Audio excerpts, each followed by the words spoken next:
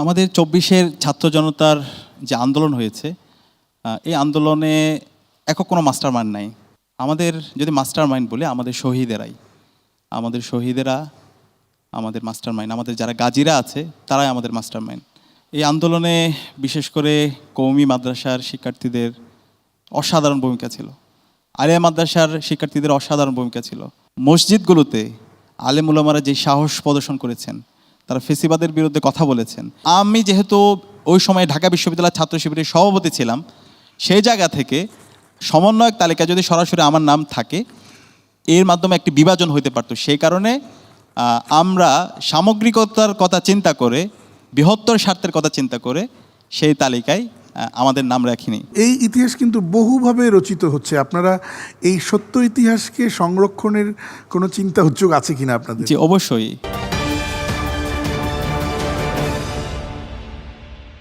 আমাদের আবু সাইদ ভাইয়ের শহীদ এবং ৬ জন ভাইয়ের শহীদ শোনার পরে আমরা সিদ্ধান্ত নিলাম আমাদের এই আন্দোলনটা আর আমরা কোটার মধ্যে সীমাবদ্ধ রাখবো না।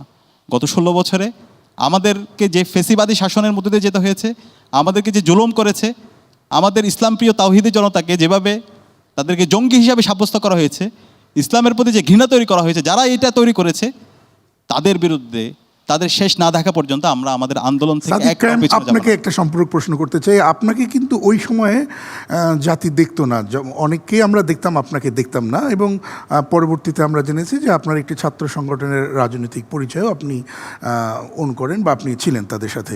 তো আসলে যোগসূত্রতা কি আসলে? আপনি এত আরেকটা প্রশ্ন জনগণ কিন্তু এরকম করেই থাকেন যে এই আন্দোলনটাকে হ্যাক করেছে ছাত্র শিবির, আবার কেউ কেউ এরকম বলে থাকেন যে টোটালটাকেই পেট্রোনাইজ করেছে ছাত্র শিবির। আসলে ফ্যাক্টটা কি, ছোট করে যদি বলতেন। এই আন্দোলনে একটা চমৎকার সৌন্দর্য ছিল। এখানে আমরা যারা গিয়েছিলাম, এখানে ছাত্রদল গিয়েছিল, বামপন্থী ছাত্র সংগঠন গিয়েছিল, তাওহিদি জনতা গিয়েছিল, সমাজের সর্বস্তরের মানুষরা গিয়েছিল, কৃষক গিয়েছিল, শ্রমিকরা গিয়েছিল, পেশাজীবীরা গিয়েছিল, বুদ্ধিজীবীরা গিয়েছিল, কিন্তু কেউ তাদের পরিচয় নিয়ে যায়নি। আমরা সবাই মজলুম ছিলাম, আমরা জালেমের বিরুদ্ধে আমরা লড়াই করতে গিয়েছি। আমরা আমাদের পরিচয় ভুলে গিয়ে আমরা গ্রেটার পারপাস নিয়ে আমরা কাজ করেছি।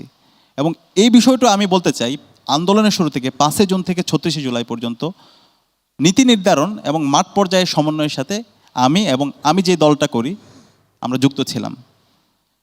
এই ক্ষেত্রে আমরা যদি সেই সময় ব্যানার নিয়ে আমরা যদি সামনে দাঁড়াতাম, অথবা ব্যানার নিয়ে যদি আমাদের মধ্যে টানাটানি হতো, তাহলে এই যে আজকে আমরা আজাদি পেয়েছি সেটা পেতে আমাদেরকে আরও অনেক দিন সময় নিতে হতে পারতো। সাদিক কায়েম, আরেকটা প্রশ্ন একটু যদি আপনি উত্তর দেওয়া স্বাচ্ছন্দ্য বোধ করেন, সেটি হচ্ছে বিভিন্ন রকম সমালোচনা শোনা যায় যে সমন্বয়কদের একটা তালিকা হয়েছিল, সেই তালিকাটা জানতে চাই যদি আপনি বলেন যে এটা কে তৈরি করেছে এবং সেখানে আপনার নাম নেই, কিন্তু আপনি আবার এত লাইমলাইটে, বিষয়টা আসলে কি?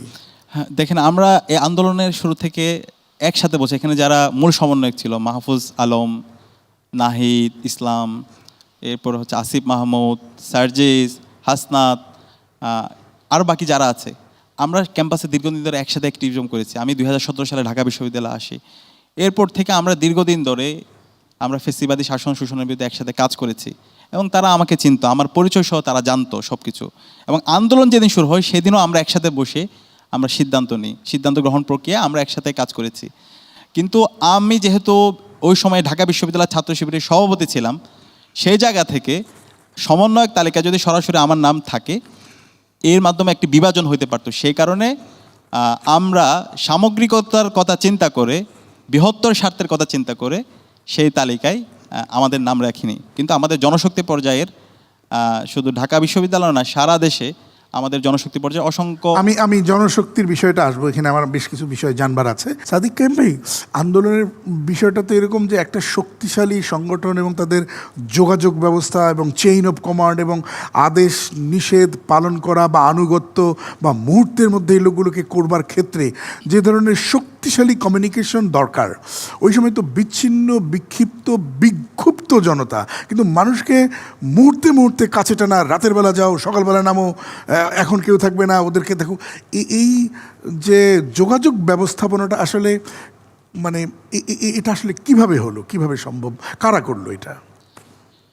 আমাদের ২৪-এর ছাত্র জনতার যে আন্দোলন হয়েছে, এই আন্দোলনে একক কোনো মাস্টার মাইন্ড নাই। আমরা চেষ্টা করেছি নীতি নির্ধারণমূলক কাজগুলো করার জন্য এবং মাঠ পর্যায়ে সমন্বয়ের জন্য। আমাদের যদি মাস্টার মাইন্ড বলি, আমাদের শহীদেরা আমাদের মাস্টার মাইন্ড। আমাদের যারা গাজীরা আছে তারাই আমাদের মাস্টার মাইন্ড। তাদের আত্মত্যাগের মাধ্যমে, তাদের স্যাক্রিফাইসের মাধ্যমে আজকে আমরা ফেসিবাদ মুক্ত বাংলাদেশ পেয়েছি। তারা যে সাহস দেখিয়েছেন, ফেসিবাদের প্রশ্নে তারা যেভাবে লাল কার্ড দেখিয়েছেন, তাদের বুককে পেতে দিয়েছেন, সেটার মাধ্যমে আজকে আমরা ফেসিবাদ মুক্ত বাংলাদেশ পেয়েছি। বাংলাদেশের কওমি মাদ্রাসা, আলিয়া মাদ্রাসা বা মাদ্রাসা শিক্ষা ব্যবস্থার সঙ্গে যে সকল ছাত্র জড়িত, তাদেরকে কেউ খুবই উপেক্ষা করেন, আবার এও আমরা দেখি যে 100-এরও উপরে তারা শহীদ হয়েছেন। আপনারা মাঠে ময়দানে কি দেখেছেন? এই আন্দোলনে বিশেষ করে কওমি মাদ্রাসার শিক্ষার্থীদের অসাধারণ ভূমিকা ছিল, আলিয়া মাদ্রাসার শিক্ষার্থীদের অসাধারণ ভূমিকা ছিল, আলেম ওলামাদের অসাধারণ ভূমিকা ছিল। বিশেষ করে এই ফেসিবাদী শাসনের সময়ে, এই জুলুম নির্যাতনের সময়ে মসজিদগুলোতে আলেম ওলামারা যে সাহস প্রদর্শন করেছেন, তারা ফেসিবাদের বিরুদ্ধে কথা বলেছেন এবং জুমার নামাজের পরে সবচেয়ে বড় বড় মিছিলগুলো প্রত্যেকটা মসজিদ থেকে বের হয়েছিল, যেটা ফেসিবাদের তাদের শাসনকে, তাদের ভয়ে আতঙ্ক তৈরি করেছিল। তো আলেম ওলামাদেরকে অভ্যুত্থান পরবর্তী তাদেরকে যেভাবে স্বীকৃতি দেওয়া দরকার ছিল, তাদেরকে আমরা সেটা দিতে ব্যর্থ হয়েছি। হাসিনার পালানোর সাথে সাথে বাইতুল মোকাররম মসজিদের খতিবকেও পালাতে হয়েছে। এরকম অনেকগুলো মসজিদের খতিবকে পালাতে হয়েছে, যেটা পৃথিবীর ইতিহাসে খুবই রেয়ার ঘটনা, কদাচিৎ এই ধরনের ঘটনাগুলো হয়েছে। কিন্তু এরপরও বাতিলে রক্তচক্ষুকে উপেক্ষা করে আমরা অনেক শির দ্বারা উঁচু করা আলেম ওলামাদেরকে দেখতে পেয়েছি। তারা শত ধরনের জুলুম, নির্যাতন, নিষ্পেষণ সেগুলোকে তোয়াক্কা না করে তারা সবসময় হকের উপর, তারা সবসময় সত্যের উপর তারা অটল ছিল। আমরা তাদেরকে নতুন বাংলাদেশ থেকে তাদেরকে সেলুট জানাই। আলেম ওলামাদের আরেকটি যেটি আমাদের স্পিরিট ছিল, আল্লামা দেলোয়ার হোসেন সাঈদী, ওনার যে একটা ঐতিহাসিক উক্তি আছে, বিড়ালের মতো 500 বছর বেঁচে থাকার দরকার নাই, সিংহের মতো 1 ঘন্টা বাঁচতে চাই। এই যে আলেম ওলামাদের যে স্পিরিট, ফেসিবাদের বিরুদ্ধে তাদের যে শক্তিশালী তাদের বয়ান, সে বয়ানগুলো এদেশের আপামর ছাত্র জনতাকে অনেক বেশি উজ্জীবিত করেছে। আপনারা জানেন আবু সাঈদ সহ 6 জন ভাই যেদিন শহীদ হয় 16 জুলাই, 17 জুলাই আমরা ঢাকা বিশ্ববিদ্যালয়ে গাইবানা জানাজা আয়োজন করি।